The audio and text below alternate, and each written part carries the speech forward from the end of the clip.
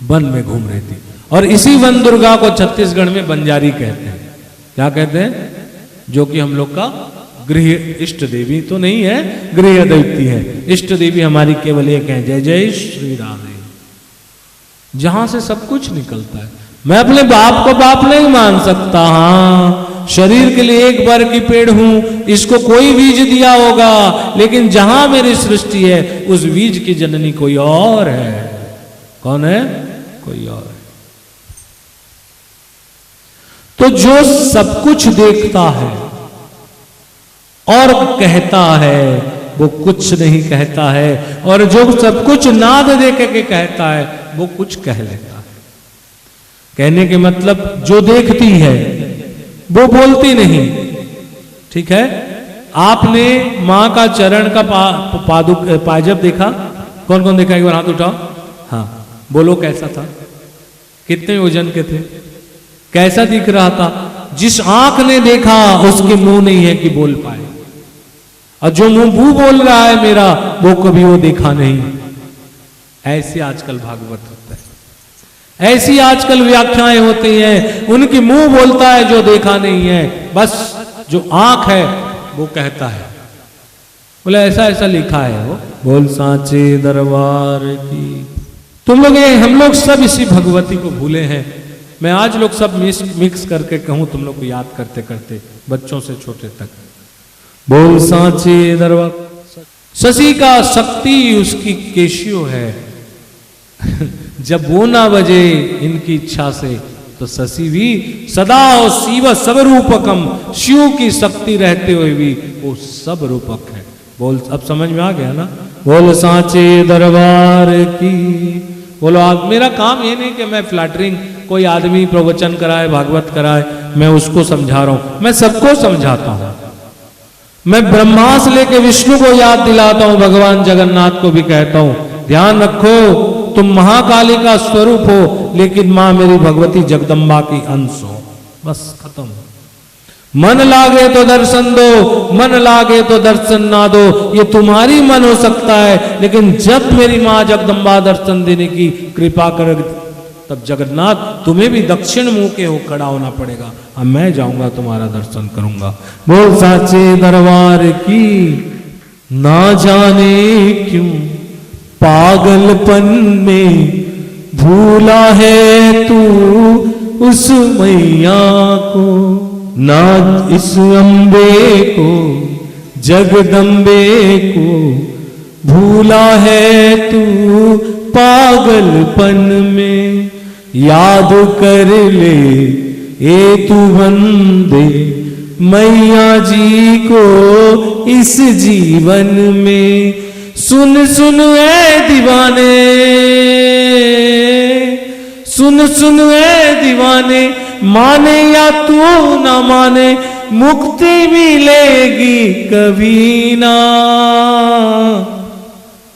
मैया बिना भी क्या जीना, वो प्राणी रे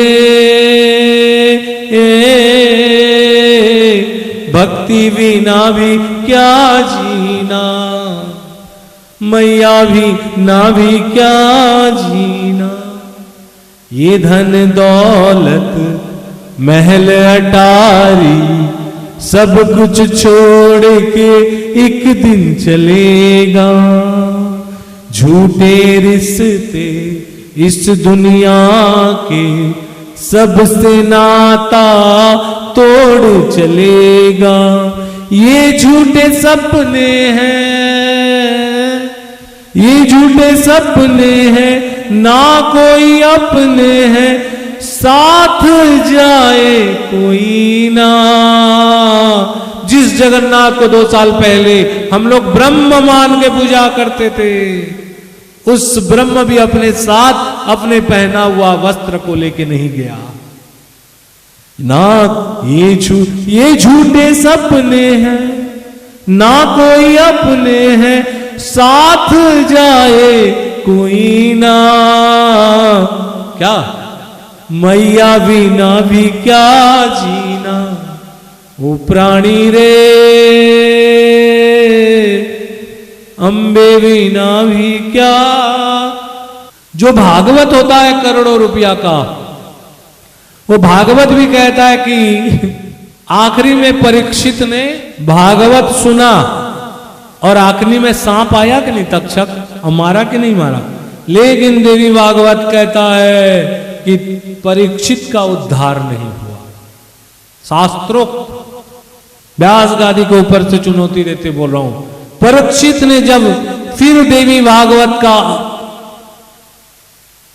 तब जाके कल्याण हुआ। बोल सांचे दरबार की।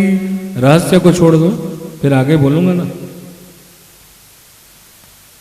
भैया आपके पापा के नाम, उसके पापा के नाम, तस्य पिता, तस्य पिता, तस्य पिता, बस खत्म।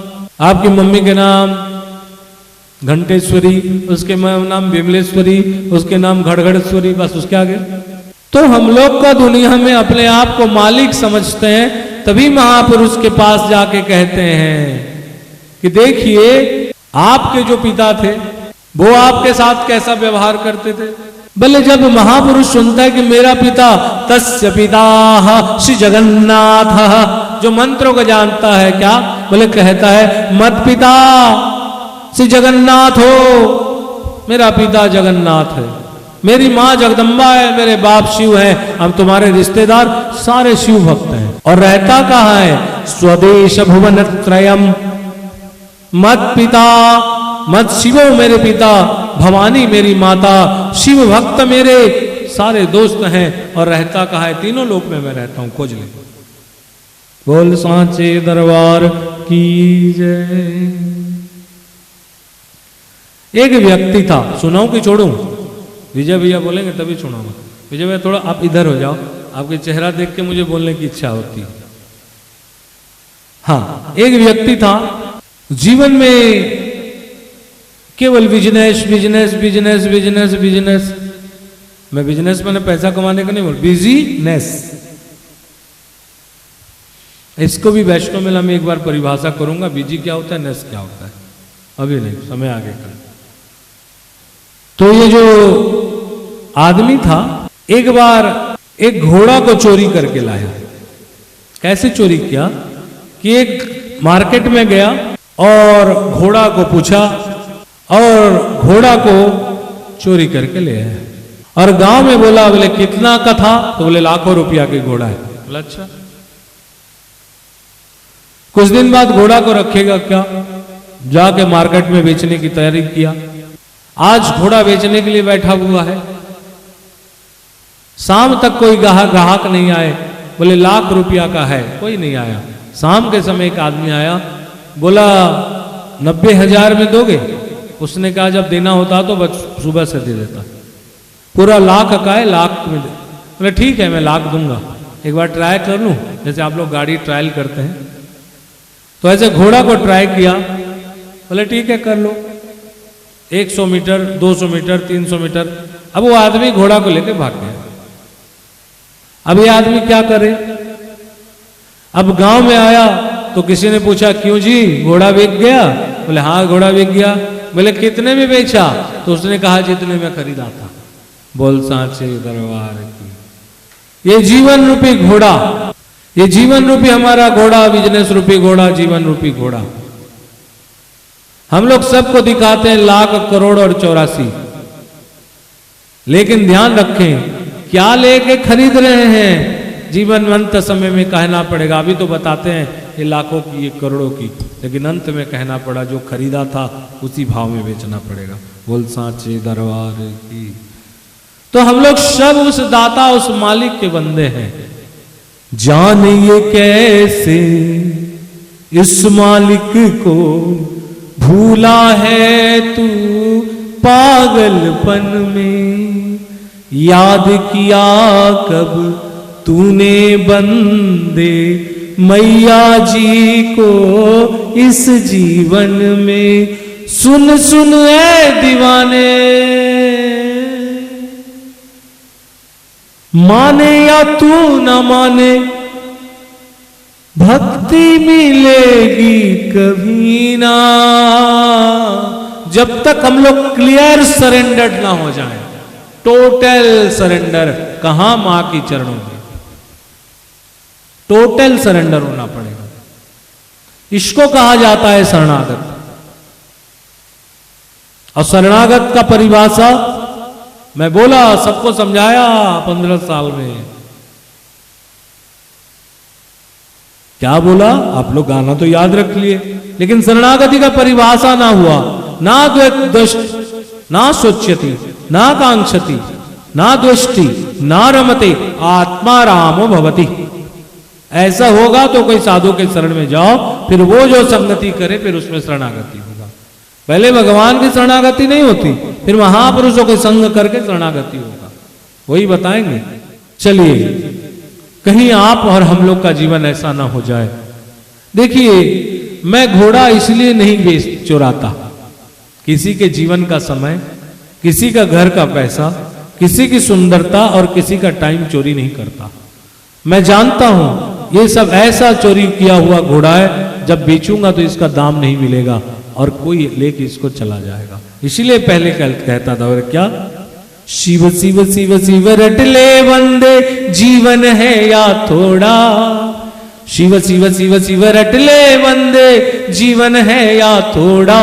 दौड़ा जाए रे समय का घोड़ा, दौड़ा जाए रे समय का घोड़ा। अम्बे अम्बे रटले वंदे, जीवन है या थोड़ा। मैया मैया रटले वंदे, जीवन है या थोड़ा। दौड़ा जाए रे समय का घोड़ा, दौड़ा जाए रे। अभी तो लगता है कि वैष्णो मेला 2002 अभी शुरू हुआ था, आज 14 साल हो गया। और उसमें ये मैं गया था, दौड़ा जाए रे समय की घोड़ा। ये घोड़ा एक काल है, और इसके ऊपर कौन बैठा है? भगवान सूर्य। और सूर्य एक और दिन और रात ये काल रूपी चल रहा है। बोल सांचे दरबार की। चलिए, भगवती का, जिस मैया का मैं बात कर रहा हूं, उसको एक बार स्तुति करें। त्वाम अग्नि वर्णाम तपसा ज्वलंती विरोचनी, कर्म फलेषु जुष्टाम दुर्गा देवी शरणम्यहम प्रपद्ये, सुतरेसी तरसे नमः। ये भगवती जगदम्बा कहां पूजित होती है? तो नारद ने जब विष्णु को पूछा, विष्णु ने तो कहा कि यह जहां मेरे कीर्तन होता है, ठीक है, तस्य तिष्ठा यद मद भक्ता गायन्ति तत्र तिष्ठामि नारदः। तो मां जगदम्बा कहां पूजित होती है?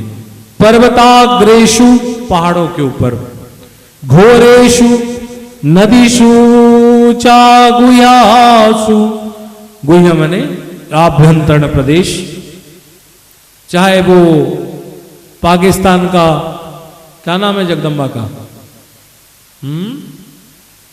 पाकिस्तान में जो देवी है शक्तिपीठ, हिंगलाज भवानी जगदम्बा। वास्तव महादेवी वनेषु पवनेषु, जो वन देवी का अवतार किया वन में। शवस्रैवं वरश्चैव पुलिंदेश्च सुपूजिता, पुलिंद माने, पुलिंद माने पुलिंद में पूजा किया। भागवत कहता है, किसने?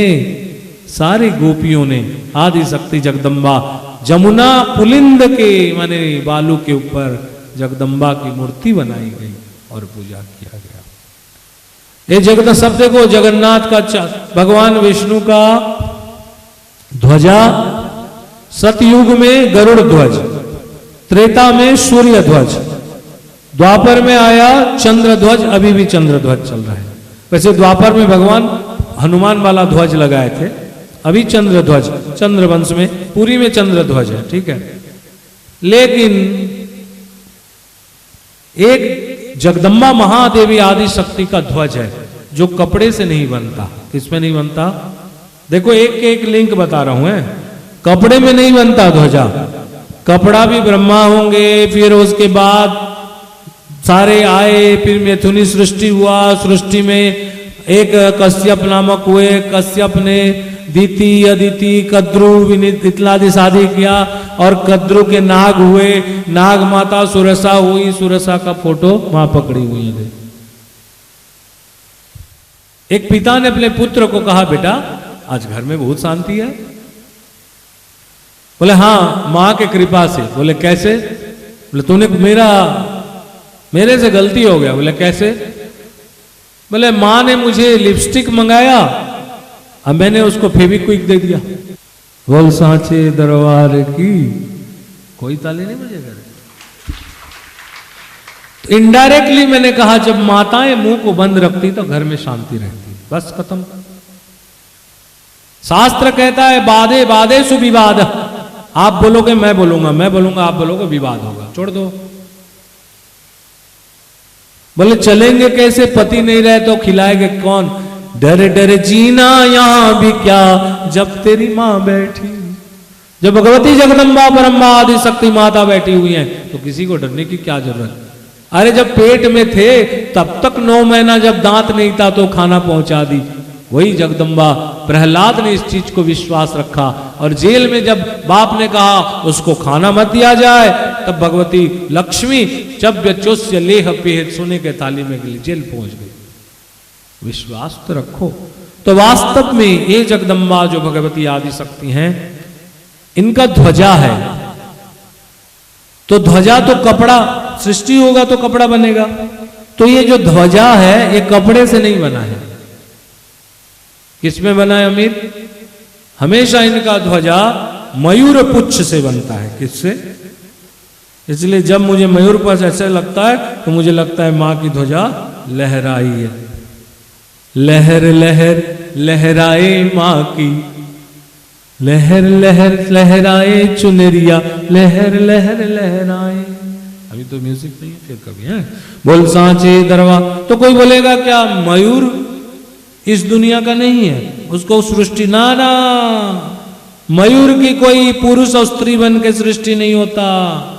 मयूर जब आंख से रोता है तो मयूरनी उसकी आंख के पानी को पी के गर्भवती हो जाती है। संघर्ष स्पर्श से नहीं होता। इसलिए जो पशु पक्षी अपने आप को काम वासना में उन्मत्त नहीं करके आंख से रोती उसमें पैदा होते हैं। भगवान कृष्ण कहते हैं मैं उसी का सर पूछ को ऊपर लगा। बोल सांचे दरबार की। और जब देखना कृष्ण ही मोर पुच्छ, भगवान कभी एक पंख लेके नहीं रखते हो, भगवान हमेशा पुच्छ रखते हैं, गुच्छा। मुकुट में ना बीच में गुच्छा रहता है। बोल सांचे दरबार की। अगर हम लोग वेद में जाएं तो सबसे पहला वेद है ऋग्वेद। क्या वेद है? तो हिंदी में कह दूं ये जो ऋग्वेद है, ऋग्वेद का देवी सूक्त कहता है कि देवी ही सकल सृष्टि का मूल है। जैसे पेड़ों में एक मूल चाहिए, एक पेड़ का बीज, वैसे मूल है। और इसीलिए आप लोग पुरुष सूक्त पढ़ते हो ना, पंडित जी पढ़ते ना, अहम राष्ट्रीय संग मनिचिकितुषी, अहम आदित्य रुते, अहम विश्व देवा, बोलते हैं ना, ये सबो देवी बोले कि मैं हूं। विज्ञान अविज्ञान, मैं विज्ञान भी अविज्ञान भी हूं, मैं पुरुष भी हूं स्त्री भी। पुरुषेषु लक्ष्मी, पुरुष में लक्ष्मी, बोला हाँ, पुरुषेषु विष्णु। बोल सांचे दरबार की। हम लोग वेद जो कहता है, वेद के बाद एक बहुत, वैसे तो उपनिषद बहुत है। कितने उपनिषद जानते हैं हम लोग? कोई बोलता है 108 है, बाकी मेरे हिसाब से 17 लाख उपनिषद है। अभी तक हम लोग 108 भी पूरा नहीं जानते हैं। चलिए, एक उपनिषद है त्रिपुरा उपनिषद। क्या उपनिषद है? तो ये त्रिपुरा उपनिषद मां भगवती जगदम्बा को एक नाम दिया है। बोले विश्वचर्षणा। समझ में आया विश्वचर्षणा माने? कोई समझा?